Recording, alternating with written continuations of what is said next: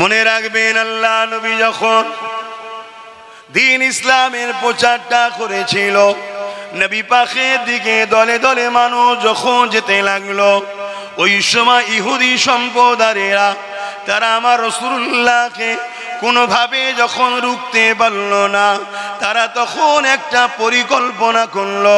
ওই পরিকল্পনা হলো এটা, কিছু ইহুদিকে মুহাম্মদ রাসূলের কাছে পাঠিয়ে দিল। তারা ঈমানের কলেমা পড়ে নিল, তারা মুসলমান দাবি করলো, নবীর সাহাবা দাবি করলো, তারা নবীর অনুসারী দাবি করলো, নবী পাকের পিছনে নামাজ পড়লো, নবী পাকের সাথে হজ করতে গেল, নবী পাকের সাথে জিহাদের ময়দানে গেল, নবী পাকের সাথে দ্বীন ইসলামের শিক্ষা অর্জনের জন্য নবীর মাহফিলে বসতে লাগলো। সবাই মনে করতে লাগলো এরা হলো সাহাবা, এরা হলো মুসলমান, কিন্তু তারা মূলত এসেছিল মুসলমানদের মধ্যে ঝগড়া পাশে লাগাবার জন্যে। তারা এসেছিল মূলত মুসলমানদের মধ্যে দলাদলি লাগাবার জন্যে। তারা সুরাতে সকলে বাহ্যিক মুসলমান দাবি করেছিল, কিন্তু তাদের হৃদয়টা ছিল ইসলাম ও মুসলমানদের ক্ষতি করা। আল্লাহ পাক কোরআনে তাই সূরা বাকারার মধ্যেও বলছেন, কিছু লোক আছে যারা মুসলমান দাবি করে, তারা যখন মুসলমানদের সাথে আসে, নামাজে দাঁড়িতে টুপিতে সবেতেই থাকে, কিন্তু তারা যখন নিরিবিলি নির্ঝুমে একা একই দুনিয়ার বেঈমান তাগুদি জালিম হুকুমাত তাদের যখন নেতাদের সঙ্গে মেশে, তখন এরা সেই নেতাদেরকে বলে, আমরা তো মুসলমানদের ঘরে শুধু ঠকাচ্ছি, আমরা হাকিকতে তোমাদের সাথেই আছি। তাহলে নবীর কাতারে যদি সাহাবাদের মধ্যে এরকম 2 নম্বর মুসলমান থাকতে পারে, বর্তমান আমাদের সমাজে এরকম মুনাফেক আছে না? না কি গো, একটু সাড়া দেন না। তলা থেকে কাদা কি আপনাদের ব্রেনকেও ঠান্ডা করে দিল নাকি? হ্যাঁ, সব তো জন ছেলে, জন ছেলে, তো তোমাদের খুনতান টকবক করে ফুটছে।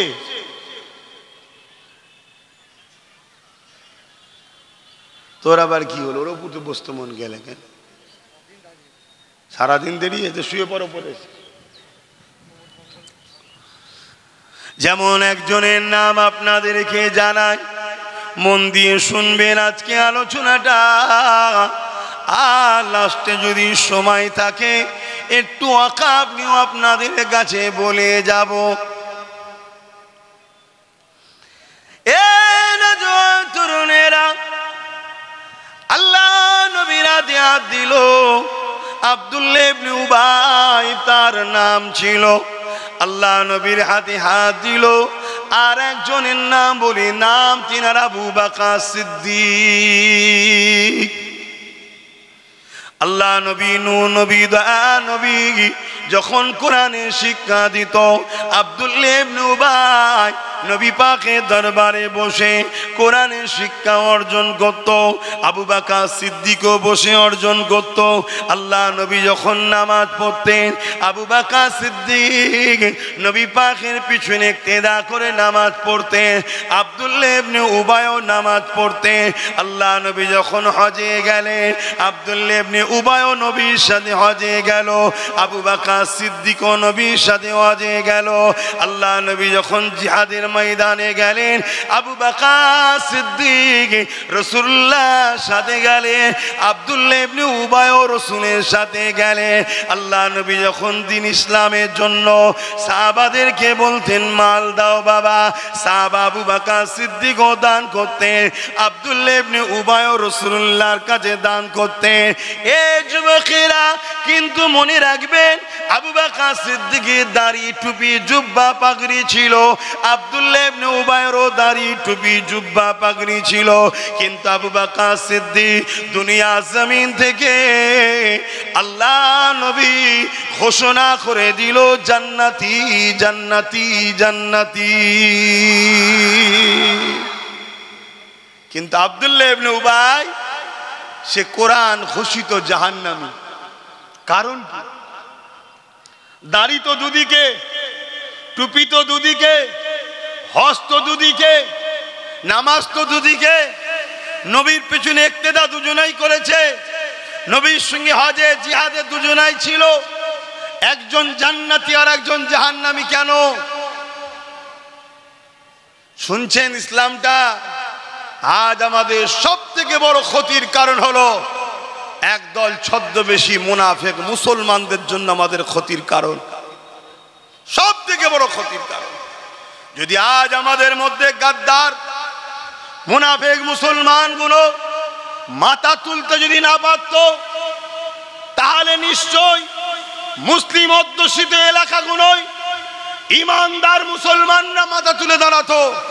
আর ইমানদার মুসলমানরা যখন মাথা তুলে দাঁড়াতো, ওদিকে যেমন জালিম মাথা তুলে টক্কর দিচ্ছে, তার মোকাবেলায় ইমানদার লিডার হলো, টক্করটা জোরালো হতো না।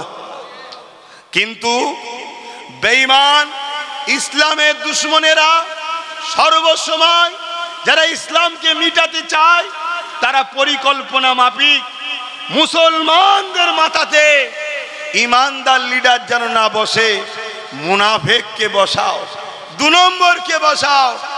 অথচ বলবো মুসলমান তো রয়েছে, কিন্তু তারা হাকিকাতে মুসলমান নয়, তারা হাকিকাতে মুসলমান নয়। তাদেরকে মসজিদও পাওয়া যাবে, মসজিদ উদ্বোধনও পাওয়া যাবে, অন্য ধর্মের ধর্মস্থান উদ্বোধনও পাওয়া যাবে। তাদেরকে ঈদে মিলাদুন নবীর র্যালিতেও পাওয়া যাবে, আর যখন রামনবমী হবে তাতেও পাওয়া যাবে। এই ধরনের 2 নম্বর মুসলমানগুলোকে এদের মাথায় রাখো। শুনছেন তো নাকি? আমার কথায় কি অসুবিধা হচ্ছে আপনাদের?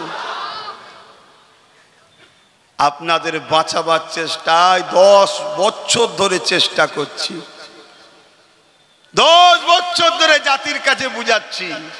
এই বুঝাতে গিয়ে দালাল লকআপ পেয়েছি, এই বুঝাতে গিয়ে বাপ মাকে গাল খাওয়াতে হয়েছে, এই বুঝাতে গিয়ে হাজার হাজার জলসা জালিমরা কেটে দিয়েছে, এই বুঝাতে গিয়ে মিথ্যা কেসও প্রচুর আমাকে খেতে হয়েছে, আমারও নামে প্রচুর মিথ্যা কেস। এই বুঝাতে গিয়ে হাজারো সমস্যার সম্মুখীন হতে হয়েছে। তবে মনে রাখবেন, যতদিন আল্লাহ জবানে কথা রেখেছে আর হায়াত রেখেছে, আমার ইমানি দায়িত্ব হলো নবীর উম্মতকে সঠিক রাস্তার কথা আমি বলে যাব। কেন আল্লাহ কোরআনে বললেন, কুনতুম খায়রা উম্মাতিন উখরিজাত লিন-নাস তা'মুরুনা বিল মা'রুফ ওয়া তানহাউনা আনিল মুনকার। অন্যায়কে মিটাও, ন্যায়কে প্রতিষ্ঠিত করো, এর নাম হলো ঈমান। জোরে বলুন সুবহানাল্লাহ। এটাই আমাদেরকে আল্লাহ কাজ দিয়েছে। আমরা এই বাংলাতে কিছুদিন আগে 15-20 দিন হবে কম বেশি, নিশ্চয়ই আপনারা দেখেছেন, 1-2 ছেলে, অমুসলিম ছেলে পাকিস্তানের পতাকা বেঁধেছিল, দেখেছিলেন? বেঁধে সেখানে পাকিস্তানের জয়গান আর ভারতের বিরুদ্ধে স্লোগান দিচ্ছিল। তাকে প্রশাসন ধরলো, এমন হালকা কেস দিল যে কেসে পরের দিন জামিন হলো। আর যখন জামিন হলো, কেন্দ্র সরকারের এমএলএ তাকে ফুলের মালা দিয়ে স্বাগতম দিয়ে নিয়ে যাচ্ছে। তাহলে দেশদ্রোহীদের ঘরে কেন্দ্র সরকাররা শেল্টার দিচ্ছে, আর যতগুলো পাকিস্তানের চর ধরা পড়ছে সব কেন্দ্র সরকারের সঙ্গে যোগাযোগ। দেখছেন না? দেখেন না? কেন্দ্র সরকারের দলের সঙ্গে যোগাযোগ আছে না নাই? যতগুলো ধরা পড়ছে, এরপরও তাদেরকে শেল্টার দিচ্ছে কারা? তারা। আর আমাদেরই পাশে ভাঙরে মসজিদ, মাদ্রাসা, কবরস্থান, ওয়াকফ সংবিধান বিরোধী আইনকে বাতিল করার দাবিতে কলকাতা শিয়ালদাতে যখন আন্দোলনে যাচ্ছিল, রাস্তায় আটকে এই রাজ্য সরকারের পুলিশ 1000-এর উপরে ছেলেকে কেস দিয়েছে। এখনো তারা অনেকে ঘর ছাড়া। কারণ কি? কারণ হলো একটাই, ওরা পাকিস্তানের দালালি করে, দেশের গাদ্দারি করেও পরের দিন জামিন পাবে, ফুলের মালা দিয়ে আনা হবে। কেন? ওদের বাপেরা হলো বড় বড় নেতা। আর আমরা অন্যায় না করেও জেলে যে জামিন পাবো না, কেন আমাদের বাপেরা হলো ওদের বাপেদের দালাল, পা চাটা গোলাম। কি গো, কথাটা কি কষ্ট হয়ে গেল নাকি? আর এই কথাগুলো আমি জাতিকে বুঝাই, যাতে করে জাতি মুনাফিক আর বেঈমান উভয়কে ঝেড়ে ফেলে দিয়ে নিজেদের গার্জেন তৈরি করে, যাতে করে আগামী দিন আমাদেরকে কেউ উচ্ছেদ না করতে পারে, আমাদেরকে কেউ মিথ্যা কেস না দিতে পারে, আমাদের জমি জায়গা কেউ দখল না করতে পারে, আমাদেরকে কেউ ধর্মীয় ভাবাবেগে আঘাত দিয়ে ক্ষতি না করতে পারে। করলেই তখন আমাদের গার্জেনরা সামনে এগিয়ে আসবে। শুনছেন তো? আর এই কথা যখনই বলি, ঠান্ডা করে বসে থাকা বেঈমান গুলো মুনাফিক মুসলমানকে ফোন করে, হারা হারা আব্বাস আলী গোরাচাঁদ হুজুরের 900 বিঘে জায়গার মধ্যে বাকি জায়গা গেল কোথারে? সব তো তোরাই দখল করে খাচ্ছিস। তখন এও বলে তোমাকেও তো ভাড়া দিচ্ছি। ঠিক আছে, সবই বুঝছি, মিলে জুলে খাচ্ছিস, আমি তো কিছু বলিনি। কিন্তু আব্বাস সিদ্দিকী আস্তে আস্তে উঠছে কি করে, শুনছেন তো নাকি? আয় ধরে টেনে ধরো। কেন? আমরা যদি ক্ষমতায় আসি, অবশ্যই পীর আব্বাস আলী গোরাচাঁদ হুজুরের সম্পদকে উদ্ধার করতে হবে। কথা বুঝে আসছে না? নাই করা দরকার আছে না নাই? আপনারা কি বলছেন? আল্লাহর ওলির সম্পদ উদ্ধারের দরকার আছে না নাই? সেখান থেকে মুসলিম গরিবদের কাজে লাগবে, মুসলিম গরিবদের শিক্ষার জন্য কাজে লাগবে, মুসলিম গরিব মেয়েদের বিবাহের জন্য কাজে লাগবে। তা না হয়ে কি হচ্ছে, 900 বিঘে জায়গার কোটি কোটি টাকা ইনকাম বেঈমান নেতাদের রাজনীতির ফান্ডে চলে যাচ্ছে। এগুলো যদি আজও জাতি না বোঝে, তাহলে এ জাতিকে তো আল্লাহ ধ্বংস করবে জালিম শাসক বসিয়ে। এ কথাও আল্লাহ কোরআনে বলেছে, তোমরা যখন আমাকে আমার হাবিবকে ভুলে গিয়ে অন্য কারো দলদাস হয়ে যাবে, আমি আল্লাহ যাদের তোমরা চাটুকারি করবে, দলদাস হয়ে যাবে, তাদেরকে ক্ষমতায় এনে আমি আল্লাহ তাদের হাতেই তোমাদেরকে মিটিয়ে দেব, তাদের হাতেই তোমাদেরকে লাঞ্ছিত করব। এ না জওয়ানেরা, তরুণেরা, এই আজকে বলে দিয়ে যাক, আমাদের সব থেকে প্রথম কাজ হলো আমাদের মধ্যে গাদ্দার যারা আছে, আমাদের মধ্যে মুনাফিক মুসলমান যারা আছে, এই গুণকে আগে চিহ্নিত করা, এই গুণ থেকে নিজেকে দূরে রাখা, এই গুণের কথাকে বিশ্বাস না করা, এই গুণের কথাতে ডাকে সাড়া না দিয়া। এ যুবকেরা, তরুণেরা, বাপেরা, যেমন আব্দুল্লাহ ইবনে উবাই, তার মুখে দাড়ি ছিল, মাথায় টুপি ছিল, সে নামাজ পড়তো, রোজা রাখতো, নবী পাকের সঙ্গে হজ করেছে, জিহাদে গেছে, কিন্তু কোরআন তাকে জাহান্নামী ঘোষণা দিয়েছে। হযরত আবু বকর সিদ্দিককে যখন জিজ্ঞাসা করা হয়েছিল, ও আবু বকর সিদ্দিক, এর কারণটা কি? আপনি যা করেছেন ও তা করেছে। হযরত আবু বকর সিদ্দিক বলতে লাগলো, ওর নামাজ আছে আমারও আছে, ওর রোজা আছে আমারও আছে, ওর হজ আছে আমারও আছে, ও দান খায়রাত করেছে আমিও করেছি, ও জিহাদে গেছে আমিও গেছি, ওর দাড়ি টুপি জুব্বা পাগড়ি আছে আমারও আছে, এই দিক দিয়ে ওর যা আছে আমারও তাই আছে। কিন্তু আমার অন্তরে একটা জিনিস আছে যেটা ওর মধ্যে নাই। আমার অন্তরে সব কিছুর আগে আল্লাহ ও নবীর প্রেম ভালোবাসা আছে, যেটা ওর মধ্যে নাই। ও হলো মুনাফিক, আমি হলাম মুমিন। এজন্য আল্লাহ আমাকে জান্নাতি ঘোষণা দিয়েছে, ওকে জাহান্নামী ঘোষণা দিয়েছে। এ যুবকেরা, তরুণেরা, বাপেরা, তাই ঈমান আগে আমাদেরকে বাঁচাতে হবে। কেন? যুগে যুগে ইসলামকে মিটাবার জন্য আজকে জালিমদের থেকেও অনেক ভয়ঙ্কর ভয়ঙ্কর জালিম এসেছে। যেমন ফেরাউন এসেছিল, নমরুদ এসেছিল, এজিদ এসেছিল, চিঙ্গিস খান এসেছিল।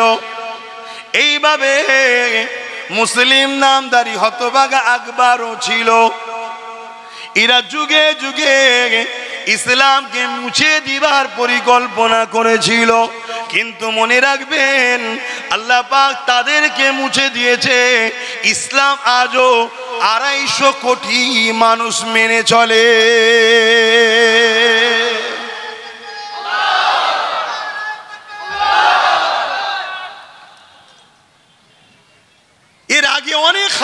হয়েছে বাপ।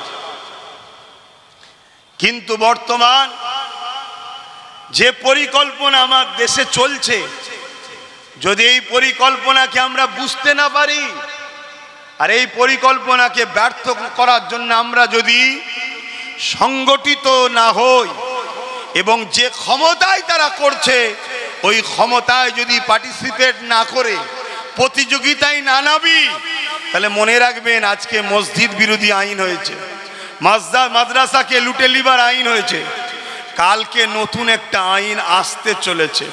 সে আইনটার নাম হলো ইউনিফর্ম সিভিল কোড। শুনেছেন কি জানি না, এটা আরো ভয়ানক। আপনি ভাববেন মসজিদ যদি চলে যায় আবার বানিয়ে নেব, মাদ্রাসা যদি নিয়ে নেয় আবার বানিয়ে নেব, কবরস্থান যদি না দিতে দেয় নিজের জায়গায় দেবো। আপনি ভাববেন ঈদগাহ যদি নিয়ে নেয় নিজের জায়গাতে নামাজ পড়বো। কিন্তু ইউনিফর্ম সিভিল কোড এত ভয়ঙ্কর আইন আসছে যেখানে আপনার কোরআনকে ব্যান করে দেবে এরা, যেখানে আপনার নামাজ পড়তে দেবে না। এক দেশ এক আইন হবে। ওই আইনটা কেমন হবে? দেশের মাথায় একজন রাজা বসবে, সে যা বলবে দেশবাসীকে সেটা মানতে হবে। আর ইউনিফর্ম সিভিল কোডে আদিবাসীরাও বিপদে পড়ছে, দলিতরাও বিপদে পড়ছে, শিখ, পাঞ্জাবি, খ্রিস্টান সমস্ত জাতের মানুষেরা বিপদে পড়ছে। এমনকি যারা গরিব হিন্দু তারাও বিপদে পড়বে। কেন? তারা দাসত্ব প্রথা চালু করার পরিকল্পনা করছে। গরিবদের একটাই রাস্তা থাকবে, দাস দাসী। ভেবে দেখো, যদি আজও তোমরা না বোঝো, হয়তো আমি বুঝাচ্ছি আমার দুশ্মন বেড়েছে, আরো বাড়বে। পুরো পৃথিবী যদি দুশ্মন হয়ে যায়, আল্লাহ রসুলের জন্য পুরো পৃথিবীর দুশ্মনের মোকাবেলায় এক আব্বাস সিদ্দিকীর লড়ার ঈমান ও মন মানসিকতা নিয়েই বাইরে বেরোই আমি। এতে যদি কেউ বলে রেজাল্ট কি, রেজাল্ট সব থেকে বড় রেজাল্ট হলো এটা, আল্লাহর কাছে আমি পিয়ারা হব, আল্লাহ আমার উপরে রাজি হবে। এর থেকে বড় রেজাল্ট আর কি চাই? আমার স্রষ্টা আমার উপরে রাজি হবে, এর থেকে বড় রেজাল্টের কিছু দরকার আছে আর? তাই আপনাদেরকে বলি, এই যে আজকে ইসলামকে টার্গেট করেছে আমার ভারতও, মসজিদ মাদ্রাসাকে টার্গেট করেছে, মুসলমানগুলোকে বিভিন্ন জায়গায় কুপিয়ে কুপিয়ে মারছে, কখনো লাভ জিহাদের নামে, কখনো গোরক্ষা বাহিনী দ্বারা বিভিন্ন ভাবে মুসলমানকে যে কুপিয়ে মারছে, এবং মুসলিম বেটিদের পবিত্র বোরখা পর্দাকে ধরে যে বেইজ্জতি করা হচ্ছে, এটা কিন্তু একদিনের পরিকল্পনা নয়, এটা অনেক দিন ধরে আস্তে আস্তে হচ্ছে। আর এই পরিকল্পনা সব থেকে বড় ভয়ঙ্কর ষড়যন্ত্র হলো মুসলিম ছেলেদের ঘরে গান, মেলা, যাত্রা, ফাংশন, এই খেলা মেলার মধ্যে ভুলিয়ে রাখো। এদের কাছে, হাক্কানি উলামাদের কাছে যেতে দিও না। যদিও যায় এদেরকে আটকে দাও, আর যদিও না আটকাতে পারো এদের কাছে উলামাদের আসতে দিও না। যারা এদেরকে নবীর সঙ্গে জুড়তে চায় এদের সঙ্গে জুড়তে এদেরকে দিও না। মনে রাখবেন, আলেম তো হাজারো আছে। এ সমাজে এমনও আলেম ছিল, ব্রিটিশ পিরিয়ডেতে কলেমা প্রচার করার জন্য ব্রিটিশ সরকার তাকে বন্দী করেছিল, বন্দী করে তাকে মৃত্যুদণ্ডের ফাঁসির শাস্তি দিয়েছিল। কালকে ফাঁসি হবে, মন দিয়ে শুনছো তো ভাইরা? কালকে ফাঁসি হবে। আর আজকে আর একজন আলেম এসে জানাকে ফাঁসি দেবে, তিনাকে বলছে কাল তো তোমার ফাঁসি, তা কলেমাটা পড়ে লাও। আল্লাহ পাকের ওই কলেমা প্রচারকারী বান্দা, কলেমা প্রচারের জন্য যাকে ফাঁসি দেওয়া হচ্ছে, সেই বান্দাই আলেমকে দেখে হায়েব হয়ে গেছে। তোমাকে ভয় লাগে না? তুমি থানা জেলের মধ্যে এসে আমাকে কলেমা পড়াচ্ছ, আমার ফাঁসি হচ্ছে, আমাকে ধরেছে কারণ কি? আমি কলেমার প্রচার করছি বলে। তা তুমি যে কলেমার প্রচার করছো, তোমাকেও তো ব্রিটিশ গভর্নমেন্ট জুলুম করবে। তখন সেই আলেম বলেছিল, সেই আলেম তখন বলেছিল, শুনছেন আপনারা? ইতিহাস তো পড়েন, একটু বলছি শোনেন। সেই আলেম তখন বলেছিল, এই মৌলানার নাম কি? কুতুব শহীদ। মৌলানা সাহেবের নাম কি? কুতুব শহীদ রহমাহুল্লাহ। তিনাকে ব্রিটিশ ধরেছিল কেন? তিনি কলেমার প্রচার করে। আর ওনাকে ব্রিটিশ জেলের মধ্যে কলেমা পড়াতে এসছে আর একজন আলেম। সেই আলেমকে কুতুব শহীদ হুজুর জিজ্ঞেস করছে, আরে তুমি আমাকে কলেমা পড়াতে আসছো, আমাকে ফাঁসি দেওয়া হচ্ছে কলেমার প্রচারের জন্য, তা তোমাকে কি সরকার ধরবে না? তখন ওই কুতুব শহীদকে ওই আলেম বলেছিল, এ কুতুব শহীদ শোনো, কুতুব সাহেব আমাকে তো ইংরেজ সরকার মাইনে দিয়ে পুষে রেখেছে। কি বুঝলেন? তাহলে এই সমাজে একদল আলেম ইসলামের প্রচারের জন্য জালিম অত্যাচারী শাসকদের জুলুমের শিকার হয়, আবার একদল আলেমকে জালিম শাসকরা ইনভাইট করে এক স্টেজে বসে হই হই করে। এটা ভাবতে হবে ইতিহাস, এটা ইতিহাস ভাবতে হবে। যদি না বোঝো যুবক, চোখ দিয়ে খুন বেরোবে। গত 2-3 বছর আগে কি বলে, গত 1 বছর 8 মাস আগে বলেছিলাম, 3 বছর সময় দিয়েছিলাম পরিবর্তন হন, নাই চোখ দিয়ে পানি নয় খুন বেরোবে। তার মধ্যে 1 বছর 8 মাস চলে গেছে, আর বাকি আছে মাত্র 1 বছর 4 মাস। তার মধ্যে আইন বেরিয়ে গেল কি, মসজিদ মাদ্রাসা কবরস্থান মুসলমানদের 29 লক্ষ বিঘে জায়গাকে লুটে লাও, যার মূল্য কয়েক লক্ষ কোটি টাকা। যদি ভাগ করে দেওয়া হয় প্রত্যেকটা মুসলমান কোটিপতি হয়ে যাবে। শুনছেন? কিন্তু আমাদের সেদিকে তো খেয়াল নাই। আমাদের খেয়াল আছে ফ্রি বিরিয়ানি কোথা পাওয়া যায়, আমাদের খেয়াল আছে কোথায় 200, 500, 1000 ভাতা পাওয়া যায়, আমাদের খেয়াল আছে কোথায় 2500, 3000 পাওয়া যায়। সম্মানের সাথে বলছি, ভুল হতেই পারে মানুষের, পরিবর্তন হন। আমি ইমাম হুজুরদের বলছি, যদি পরিবর্তন হতে পারেন, যে রাস্তা দেখাচ্ছি যদি সংগঠিতভাবে একসাথে আগাতে পারি, ইমামদের কম করে 20,000 টাকা মাইনে দেওয়া যেতে পারে। এত টাকা আমাদের আছে। কত টাকা মাইনে? মাইনে আর ভাতা কিছু বোঝেন? ভাতা কাকে বলে আর মাইনে কাকে বলে? মাইনে হলো সম্মান, তার অধিকার। মাইনে কি? সম্মান, তার অধিকার। ভাতা হলো আমার দলদাস হইছিস তাই গোলামিলে। কিছু বুঝে আসছে? আমি তো ছোটখাটো মৌলানা, বেশি ফতোয়া সমাজে চলে না, কেন অনেক বড় বড় হুজুর, বড় বড় মুফতি, বড় বড় মৌলানা সমাজে রয়েছে, তো অনেক আবার ফতোয়া উল্টো দেবে। তবে মনে রাখবেন যুব সমাজ, আগামী দিন যদি পরিবর্তন না হও, এটাও আজকে বলে যাচ্ছি, যেটা মায়ানমারে ঘটেছে, চোখের সামনে বাপকে বেঁধে বেটির ইজ্জত লুটেছে, চোখের সামনে স্বামীকে বেঁধে স্ত্রীর ইজ্জত লুটেছে, চোখের সামনে ভাইকে বেঁধে বোনের ইজ্জত লুটেছে। নীরবে দেখা ছাড়া দ্বিতীয় কোনো উপায় ছিল না, থাকবে না। এখনো সময় আছে, জুলুম বন্ধ করো, ন্যায়ের পক্ষে সংগঠিত হও। আল্লাহ নবী বললেন, অধিকারকে পাইয়ে নাও, অধিকারকে ছিনিয়ে নেবার কথা রাসূলুল্লাহ বলেছে।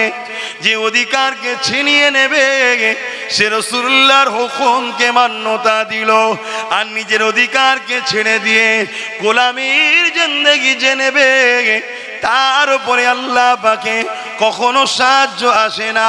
এ যুবকেরা মনে রাখবেন, কোনো জিনিসই সহজে হয় না গো। এই যে আপনারা জমিতে চাষ করেন, এমনি এমনি ফসলটা হয় না। এই যে আপনারা কলকারখানায় কাজ করেন বা লেবারি করেন, দিন মজুরি করেন, কোনোটাই সহজে হয় না গো। তাহলে দুনিয়ার সামান্য পেটের জন্য যদি সহজে না হয়, তাহলে এই দুনিয়ার জুলুমকে বন্ধ করবে, এই দুনিয়ার অত্যাচারকে বন্ধ করবে, এই দুনিয়ার সন্ত্রাসীকে বন্ধ করবে। এটা সহজে হয় না গো। এবং আল্লাহর জান্নাতে যাবেন এটা সহজে হয় না। আজ আমরা ইসলামকে মসজিদ মাদ্রাসার মধ্যে বেঁধে দিলাম। এটা বেঁধে দিল কারা? একদল মুনাফিক আলেম উলামা দাবিদারেরা।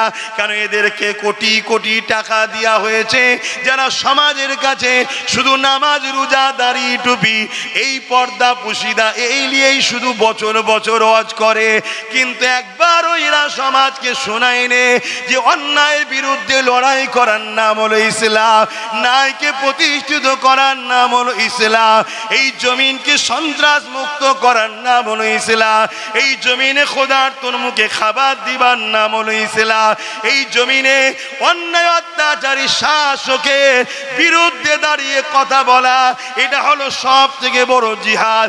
এটা কেউ শোনায়নি, এটা কেউ শোনায়নি যে নেশা মুক্ত সমাজ গড়ার নাম ইসলাম, দুর্নীতি মুক্ত সমাজ গড়ার নাম ইসলাম, এই জুলুম মুক্ত সমাজ গড়ার নাম ইসলাম, চোর মুক্ত সমাজ গড়ার নাম ইসলাম, খুন মুক্ত সমাজ তৈরি করার নাম ইসলাম।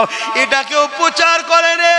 এ যুবকেরা, তরুণেরা, আল্লাহ নবী নূর নবী দয়ার নবী মেরাজ থেকে নামাজ এনেছে, নবী মেরাজে গেছে নবুয়াত ঘোষণার 11 বছর পর। এই 11টা বছর নবী তাহলে কি করেছিল? এই 11টা বছর ধরে নবী পৃথিবীর অত্যাচারী শাসকদের হাত থেকে আল্লাহর সৃষ্টি মানুষগুলোকে আজাদ করার জন্য সংগ্রাম করেছে। শুনছেন তো নাকি?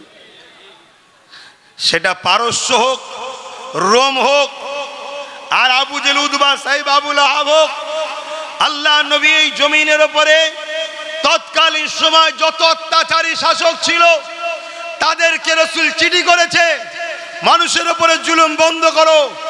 আল্লাহ নবী গরিবদের পক্ষে আওয়াজ তুলেছে, বিধবার পক্ষে আওয়াজ তুলেছে, নারীদেরকে জ্যান্ত পুঁতে দেওয়া হতো, আল্লাহ নবী নারীদের পক্ষে আওয়াজ তুলেছে। কিন্তু দুঃখের বিষয়, আজ পুরো পৃথিবী জুড়ে রাসূলুল্লাহর এই মানবতার ধর্ম, ইনসাফের ধর্ম, ইনসানিয়তের ধর্ম, গরিবের অধিকারের ধর্ম, বিধবার মর্যাদার ধর্ম, এতিমের অধিকারের ধর্ম, জুলুমকে বন্ধ করার ধর্ম, নেশা মুক্ত সমাজ গড়ার ধর্ম, ইসলামের বিরুদ্ধে আজকে পুরো মিডিয়া, পুরো বিশ্বের একদল জালিম মানুষ উঠে পড়ে লেগেছে। কারণ কি? কারণ হলো আমাদের মধ্যে মুনাফিক আলেম উলামা, এদের দোষ। শুনছেন না? শোনেন। আমরা শুধু মোল্লা পাড়ায় গিয়ে মুসলমানদের কাছে বসে বাবারা নামাজ পড়ো, রোজা রাখো, হজ করো, জান্নাত যাবে। জান্নাত যেন মৌলভী সাহেবের বাপে জান্নাত যাবে। হ্যাঁ, ইমাম হোসেন নামাজ পড়ে না? যদি নামাজ পড়েছিল জান্নাত যাবে তো কারবালায় গেছিল কেন? এজিদের বিরোধী করেছিল কেন? শুনছেন না? শোনেন না? আমার কথা বুঝছেন তো নাকি? এ যুবক, মন দিয়ে শোনো, ঘরে যাবে, সূর্য আজ ডুবছে, তুমিও ঘুমোবে, কাল সূর্য উঠবে, তুমি উঠবে, আমি উঠবো, কোনো গ্যারান্টি নেই। জবাব আল্লাহর কাছে দিতে হবে সবাইকে। আমাদেরকে সৃষ্টিকর্তা দুটো হাত দিয়েছে এমনি এমনি নয়, দুটো পা দিয়েছে এমনি এমনি নয়, দুটো চোখ দিয়েছে এমনি এমনি নয়, দুটো কি বলে কিডনি দিয়েছে এমনি এমনি নয়। আল্লাহ আমাদেরকে এমনি এমনি বানাইনি, আমাদেরকে দুটো কাজ দিয়েছে, অন্যায় মিটাও, ন্যায়কে প্রতিষ্ঠিত করো। দুনিয়ায় যেমন কোনো স্বৈরাচারী নেতা কাউকে কোনো পদ দিলে এমনি এমনি দেয়নি, এলাকার সমস্ত পয়সাগুলো তুলে আমার কাছে পাঠা, এই জন্য পদ দেয়। ঠিক না বেটি? কেউ তুলে না দিতে পারলে তাকে ল্যাং মেরে দাও, অন্যজনকে দাও। কি সে যদি জুলুমের জন্য পদ কেড়ে নিতে পারে, ল্যাং মেরে সরিয়ে দিতে পারে, বা দীর্ঘদিন তার জন্যই কাজ করলে পরবর্তীতে দেখা যাবে তুমি হয়তো একটু বুড়ো গরু টাইপের হয়ে গেছো। মুসলমান তেমনি দুধেল গায় নাকি? বুড়ো গরু টাইপের হয়ে গেছো, তোমাকে সরিয়ে দিয়ে একটা বলদকে সামনে নিয়ে আসবে, তোমার নামে কেস হয়ে যাবে। শুনছেন তো নাকি? ঘটছে না? ঘটেনি? তা দুনিয়ায় যদি এটা হতে পারে, আমার আল্লাহ তোমাকে আমাকে সৃষ্টি করেছে এমনি এমনি? হ্যাঁ, কাজ দেয়নি। দুটো কাজ।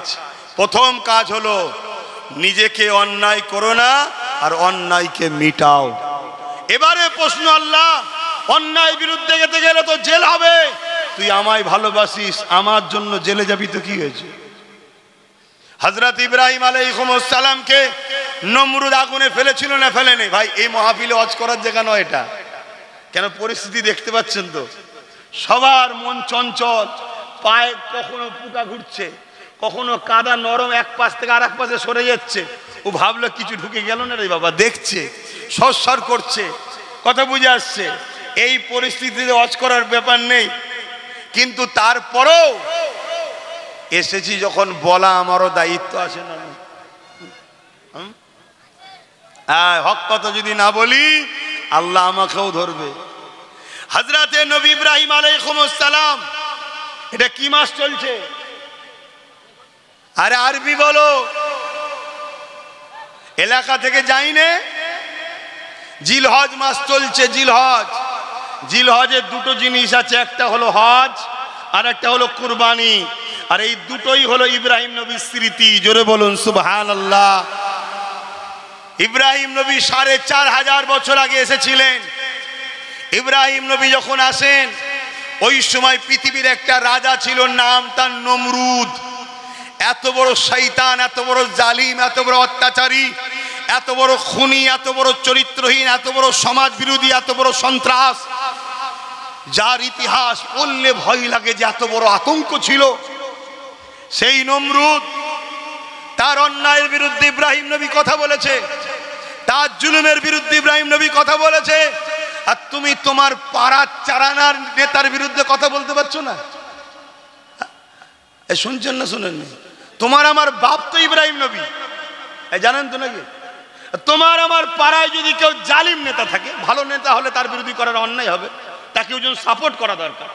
যদি কেউ ভালো হয়, সৎ হয়, ভদ্র হয়, নম্র হয়, গরীব দরদি হয়, তার জন্য আল্লাহ পাক বলছে আরশের ছায়া আছে। জোরে বলুন সুবহানাল্লাহ। শুনছেন কি? কথায় আবার অসুবিধা হচ্ছে নাকি? কেন অনেকে আবার বলে, অনেক বলতে মুনাফেক গুণই বলে, কি বলে? হুজুরের ছেলে জলসা এসে রাজনীতির কথা বলবে কেন? শুনছেন না শোনেননি?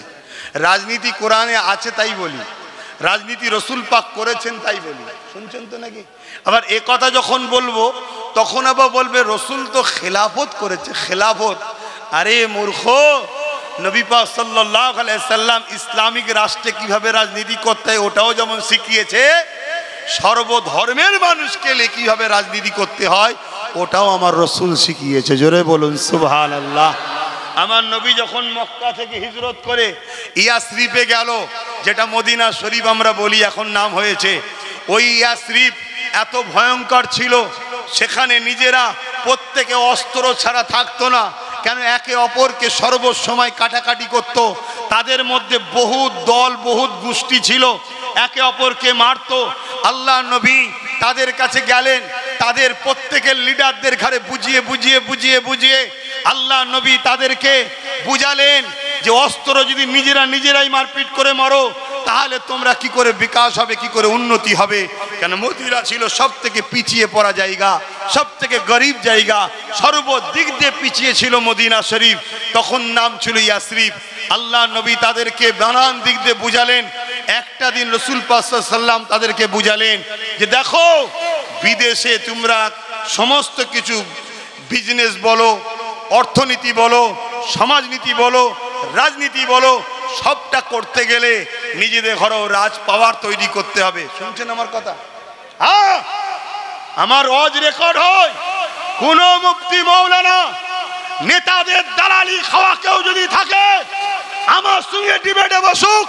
জাব্বার সিদ্দিক কোরআন হাদিসের বিরুদ্ধে কথা বলছে, আল্লাহকে সাক্ষী রেখে বলছি ও মুসলমান নয়, প্রমাণ করে উঠবো ইনশাআল্লাহ। এ জাতিকে শেষ করেছে আমাদের একদল মুনাফিক উলামারা, এ জাতিকে শেষ করেছে। শুধু গলা লম্বা করে বলবে রাজনীতি করি না, আর অথচ নেতাদের সঙ্গে শুধু ঘুরঘুর করে। হ্যাঁ, তোমাদের সব থেকে বড় ক্ষতি করেছে। আজকে গণহত্যা করা হচ্ছে মুসলমানদের ঘরে, গণহত্যা করা হচ্ছে। আমরা যদি পশ্চিম বাংলায় 30% বাইরে হই, আমরা জেলে আছি 55%। তাহলে এই যে হাজার হাজার মুসলমানের ঘরের ছেলেকে মিথ্যা গেজার মামলায় ভরে দিয়েছে, কত হাজার হাজার পরিবার শেষ হয়ে গেছে জানো? একটা পরিবারে একটাই ছেলে। কটা ছেলে? একটাই ছেলে। বাইরে কাজ করে, গত 8-10 দিন আগে তাকে মারতে মারতে মেরে ফেললো। কেন? মুসলমান। রাজ্যে কাজ নেই, বাইরে গেছে, সে মরে গেল। সে তো মরে গেল, তার বাপ, তার পরিবার, তার স্ত্রী, তার বাচ্চার লাইফটা কি হলো? সেটাও তো শেষ। তাহলে এই বাংলাতে এরকম 55% মুসলমানের ঘরের ছেলে জেলে আছে। কি জন্যে? গেঁজার কেসে। আরে যার ধর্মের আইন হলো গেঁজা হারাম, আর তারা শুধু গেঁজার ব্যবসা করে। হ্যাঁ, শুনছেন না শোনেন নে? এই বাংলায় যদি গেঁজার ব্যবসা হয়, মনে রাখবেন এই গেঁজার ব্যবসা সম্ভব, সরকার সাথ দিচ্ছে। তাই সরকার যদি সাথ না দেয় গেঁজার ব্যবসা হতে পারে না, পারে না, পারে না, পারে না। সরকার ভাগলাই আর গেঁজার ব্যবসা করায় প্রশাসনের মাধ্যম দিয়ে। শুনছেন না শোনেন না? আমি ওপেন বলে যাচ্ছি, শুনছেন না শোনেন নে? কেন? প্রশাসনকে যদি সরকার চাপ দেয় যে গেঁজা কোনোভাবে আমার বাংলা বা আমার দেশে চলবে না, সে সেন্টার হোক আর রাজ্য, পুরো গেঁজার গোষ্ঠী সমেত ভারত থেকে বেরিয়ে চলে যাবে, কোনো ব্যবসাই থাকবে না। কিন্তু না, এদেরকে না দিয়ে একটা দুটো কেউ করে, সেটা আলাদা কথা, সহযোগিতা ছাড়া হতে পারে না। সে জায়গায় মুসলমান এত গেঁজার কেসে ঢুকছে কেন? শুধুমাত্র ফাঁসানো হচ্ছে। কেন ফাঁসানো হচ্ছে? মুসলিম যুবককে মেরুদণ্ড ভেঙে দাও, 7 বছর 8 বছর ধরে ভরে রেখে দাও। শুনছেন না শোনেন না? ভরে রেখে দাও। ভরে যখন চলে যাবে, তাদের বাচ্চাগুলো, তাদের মা বাপগুলো সব শেষ হয়ে যাবে। যা, তোর ফোন কাদায় চলে গেল রে, যা যা, গেছে, একটা নতুন কিনে নিবি, আবার কি আছে? আর নাই তো পুরাতনটা ছাড়ছিলিস নি। শুনছেন তো নাকি? আমার কথায় আপনাদের কষ্ট হচ্ছে? আমি আপনাদের দুশ্মনী করছি তো নাকি? মুসলিম জাতির আমি দুশ্মন তো নাকি? নাই, মুসলমান 55% জেলে, আর আমার কেন কষ্ট হচ্ছে? আমি দুশ্মন তো? তাই ভাবো, ভাবো, খুব সাবধান হও। মনে রাখবে, এটা পরিকল্পনা চলছে মুসলমানদের ঘরে। এই রিসেন্ট দেখলেন না, ওই ব্যারাকপুরের ওখানে একটা ভাঁড় বেরিয়েছে। ব্যারাকপুরের ওখানে কখন রাত্রিরে ঘুমিয়ে শুনছি এ দলে, পরের দিন ঘুমিয়ে শুনছি ও দলে। কখন যে কুদলে থাকে ও ভাঁড়কে বোঝা মুশকিল। ও এখন নতুন করে বলছে কি, মুসলমানদেরকে হাতে মেরো না, ভাতে মারো। ওদের দোকানে খাবে না, ওদের দোকানে নেবে না, ওদেরকে কাজে নেবে না। এটা কি সংবিধান বিরোধী কথা না সংবিধানের পক্ষে কথা? এই ওকে ধরবে, ওকে ধরবে না, নওশাদকে 42 দিন ধরে রাখবে। কেন? এরা সব ভাই বোন। রসুন দেখেছেন? রসুন, এই রসুন দেখেন না? রসুনের মাথা কোনো দেখবেন কম বেশি থাকে, ছোট বড়, আর পিছনটা দেখবেন সব এক। এদের কালার আলাদা, জার্সি আলাদা, নাম আলাদা। এদের সবার টিকি বাঁধা আছে নাগপুরে। শুনছেন? আর যে কটা মুসলমান এদের সঙ্গে আছে, ওই মুসলমান যতক্ষণ এদের দালালি করবে ততক্ষণ থাকবে। যেই দালালি করতে পারবে না, অমনি কথা শুনছেন? হ্যাঁ, হযরতে আব্বা জান ইব্রাহিম আলাইহিস সালাম জালিম নমরুদের বিরোধী করার জন্য, তার অত্যাচার জুলুমের বিরোধী করার জন্য হযরতে আব্বা জান ইব্রাহিম আলাইহিস সালামকে নমরুদ বিশাল আগুন তৈরি করেছে। ওই আগুনে নমরুদ ইব্রাহিম নবীকে ফেলে দিবার জন্য চরকি নিয়ে এসেছে।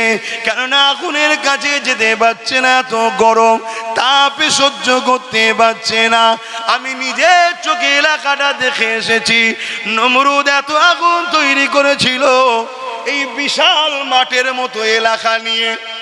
এই যে বিশাল মাঠ দেখছেন, এই বিশাল এলাকা, এত বড় এলাকায় আগুন জ্বলছে। কয়েক মাস ধরে আগুনটা জ্বালিয়েছে, তাই কাছে যেতে পারছে না। অপরাধ কি আব্বা জানেন? হক কথা বলেছে। ওই সময়তে কি করে ফেলবো, চরকি নিয়ে এসেছে দূর থেকে, যাতে করে ঘুরিয়ে ছুঁড়ে ফেলে দেওয়া যায় ইব্রাহিম নবীকে। আমাদের আব্বাজান হয়, বাপের ছেলে আমরা। এ নওজওয়ানেরা, ইব্রাহিম নবীকে যখন চরকিতে তুলে দিয়েছে, আব্বা জান দেখতে লেগেছে বিশাল আগুন দাও দাও করে জ্বলছে, ওই আগুনে ছুঁড়ে ফেলে দেওয়া হবে। ইব্রাহিম নবী এই সময়তে হযরতে জিবরাইল আলাইহিস সালাম চলে আসলেন, এসে বলতে লাগলেন, ইব্রাহিম রে, তোমাকে নমরুদ বিশাল আগুনে ফেলতে লেগেছে, তুমি যদি বলো আমি তোমার পাশে দাঁড়িয়ে এদেরকে এখনই নেস্তেনাবুদ করে দিতে পারি। এ যুবকেরা, তরুণীরা, বাপেরা, আব্বা জান ইব্রাহিম আলাইহিস সালাম কি বলেছিলেন? এই বিশাল আগুনকে দেখে এক চুল পরিমাণ ভয় খায়নি, কারণ ঈমানদার আল্লাহ ছাড়া অন্য কাউকে ভয় করে না। এ যুবকেরা, তরুণীরা, বাপেরা, ওই সময় ইব্রাহিম নবী বলেছিলেন, এ হযরত জিবরাইল আপনি চলে যান, আমি আল্লাহর পক্ষে নমরুদের অন্যায়ের বিরুদ্ধে কথা বলেছি, তার জুলুমের বিরুদ্ধে কথা বলেছি। সে নারীদের উপরে অত্যাচার করে, সে প্রজাদের উপরে অত্যাচার করে, সে জমিনকে বেইনসাফি প্রতিষ্ঠিত করেছে, জমিনের উপরে সন্ত্রাসী তৈরি করেছে, তার গুন্ডাগিরির বিরুদ্ধে বলেছি। এই জন্যেই আমাকে আগুনে ফেলা হতে লেগেছে। আমার আল্লাহর পক্ষে থাকার জন্য আমি ইব্রাহিম আগুনে পুড়তে লেগেছি, আমাকে আগুনে ফেলা হবে। এই আগুনে আল্লাহর জন্য পড়া এটা আমার জন্য বড় খুশির বিষয়। তবে জিবরাইল, আমাকে যে আগুনে ফেলা হচ্ছে এটা আমার আল্লাহ দেখতে পাচ্ছেন, তিনি অবশ্যই শাইউন কাদির, তিনি সর্বশক্তিমান, তিনি যদি আমাকে হেফাজত করেন অবশ্যই করতে পারেন। আর যদি না করে আমাকে যদি আগুনে পুড়িয়ে আল্লাহ খুশি হয় যে ইব্রাহিম আমার জন্য কথা বলেছিল, ইব্রাহিমকে আগুনে ফেলে পরীক্ষা নিলাম, ইব্রাহিম আল্লাহর পরীক্ষায় আল্লাহর খুশির জন্য একবার নয় হাজারবার যদি আবার আল্লাহ জিন্দেগি দেয়, হাজারবার হক কথা বলবো আল্লাহর জন্য, আল্লাহর খুশির জন্য আগুনে পুড়তে রাজি আছি। আরো জোরে বলুন সুবহান। তাহলে আমরা তো সেই বাপের সন্তান, হক কথা বলার হুকুম আল্লাহর, অন্যায়ের বিরুদ্ধে কথা বলার হুকুম কার? এতিমকে ভালোবাসা, বিধবাকে ভালোবাসা, গরিবকে ভালোবাসা, সে যদি হিন্দু গরিব হয় তারও সাথ দেওয়ার হুকুম কার? জোরে বলুন আল্লাহর। নিজের মাতৃভূমিকে ভালোবাসা নবীর সুন্নাত। এই কাজ করতে গিয়ে যদি তোমার আমার উপরে একটু জুলুম হয়, জানতে হবে আল্লাহ পরীক্ষা নিচ্ছে যে আমাকে কতটা ভালোবাসে দেখি। এক কথা শুনছেন না শোনেননি? মায়ের কোলে বসে কথা বলা তো খুব সহজ, বাইরে বেরিয়ে তুমি যেই কথা বলছো তখনই আল্লাহ একটু পরীক্ষা নিচ্ছে প্রেম আছে না নাই। অমনি ধৈর্যহারা হলে হবে? হ্যাঁ, ধৈর্যহারা হলে হবে? মনে রাখবেন, কোন নির্দোষ ছেলে যদি ইসলামের অনুসারী জেলে যাও, ইউসুফ আলাইহিস সালামের সুন্নতের নেকি পাবে। জোরে বলুন সুবহানাল্লাহ।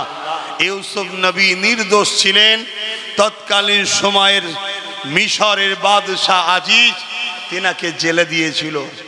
তো বাপ, এটা যুগে যুগে হয়ে আসছে হক আর ন্যায়ের কথা। অনেকে আমাদের সমাজের বুকে আমাদেরকে শুধু এই লোভটাই দেয়, নামাজ পড়ো, রোজা রাখো, আল্লাহ আল্লাহ করো, দুনিয়াদারিতে এইসব অত মাথা ঘামাওনি, তোমরা জান্নাত নেবে, আখিরাতে জান্নাত নেবে, জান্নাত নেবে। আর অথচ আল্লাহ আমাদেরকে শিখাচ্ছে রব্বানা আতিনা ফিদ দুনিয়া, দুনিয়ার ভালাই চা, অফিল আখিরাতে হাসানা, পরে আখিরাতের ভালাই চা। আর আমাদেরকে কি শিখাচ্ছে?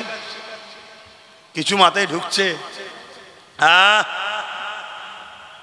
তুমি যদি সত্যি আল্লাহকে ভালোবাসো, সত্যি যদি তুমি নাজাতটা পেতে চাও, তাহলে তোমার মধ্যেই বৈশিষ্ট্য তো লাগবে অন্যায়ের বিরোধী করা, ন্যায়ের প্রতিষ্ঠিত করা। এই অন্যায় দুই ধরনের হয়, একটা হলো নিজের ক্ষতি আর একটা হলো ইসলামের ক্ষতি। এ যুবকেরা, তরুণেরা, বাপেরা, ইসলামের ক্ষতি যারা করবে, ওই অন্যায়কারী কখনো ঈমান থাকতে পারে না, এবং ওই অন্যায়কারী বিরোধী যে না করবে তারও ঈমান থাকতে পারে না। নিজে এর যদি কেউ ক্ষতি করে, ধরো নামাজ কাজা করে ফেলেছে, ও নিজের ক্ষতি করেছে, রোজা কাজা করে ফেলেছে, ও নিজের ক্ষতি করেছে, দাড়ি রাখতে পারেনি, ও নিজের ক্ষতি করেছে, টুপি পরতে পারেনি, ও নিজের ক্ষতি করেছে। কিন্তু এ যদি তওবা করে আল্লাহ পাকের কাছে ক্ষমা চায়, এর জন্য আল্লাহ পাকের পক্ষ থেকে খুশি সংবাদ আছে। আল্লাহ বলেছেন লা তাখনাতু মির রাহমাতিল্লাহ, আমি আল্লাহ একে মাফ করে দেবো, আমার রহমত থেকে নিরাশ হয়ে যেও না। এ যুবকেরা, তরুণেরা, অপরটা হলো সমাজের ক্ষতি। আজকে সমাজকে যদি তুমি মদে মাতাল বানাও, সমাজকে যদি নেশাগ্রস্ত বানাও, এই নেশাগ্রস্তর জন্যে মদের কারণেতে 100টা যদি ক্রাইম হয়, তার জন্যে 80টা হলো মদের কারণ। 100টা যদি খুন হয়, 80টা হলো মদের কারণ। 100টা যদি পরিবারের ডিভোর্স হয়, 80টা হলো নেশা মদের কারণ। এই মদকে, সমাজকে যারা মাতাল বানাতে চাইছে, এরা ইসলামের দুশ্মন, ইসলামকে মিটাতে চাইছে। কারণ ইসলাম মদের বিরুদ্ধে, এরা মদ ইসলাম বিরোধী করেছে, এই সমাজকে মদ প্রতিষ্ঠিত করতে চাইছে। এ যুবকেরা, তরুণেরা, বাপেরা, এই মদকে যারা সাপোর্ট করবে, এদের কখনো ঈমান থাকতে পারে না। শুনছেন তো নাকি? জানি না আমার আওয়াজ আপনারা নিতে পাচ্ছেন কিনা, পানি কাদায় দাঁড়িয়ে দাঁড়িয়ে। হ্যাঁ, আমি বলে যাচ্ছি তো, আমি সেই আব্বাস সিদ্দিকী, আজও সেই আব্বাস সিদ্দিকী আছি।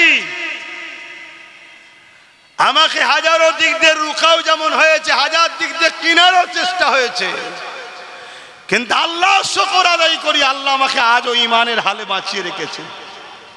এটা আমার কোনো কৃতিত্ব নয়, এটা আল্লাহর দয়া, নবী মুহাম্মদ সাল্লাল্লাহু আলাইহি ওয়াসাল্লামের গোলামির ওসিলা, ফল। আজ তোমরা আমার কওমের ছেলে, তোমাদেরকে আমি বলে যাচ্ছি, জাহান্নামে 2 শ্রেণীর লোক যাবে। মন দিয়ে শোনো, জাহান্নামে 2 শ্রেণীর লোক যাবে। 1 শ্রেণীর লোক অন্যায় করার জন্য যাবে, আর 1 শ্রেণীর লোক অন্যায়ের বিরোধী না করার জন্য জাহান্নামে যাবে। এর নাম ইসলাম।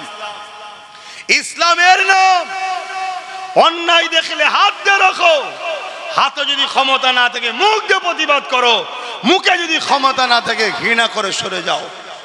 যদি এই 3টের মধ্যে কোনোটা না থাকে, তুমি হয়তো অন্যায় করুনি, কিন্তু অন্যায় বিরোধী না থাকার জন্য তোমার ঈমান নাই, তোমাকে জাহান্নামে যেতে হবে। এটা রাসূলুল্লাহর হাদিস। এর নাম ইসলাম।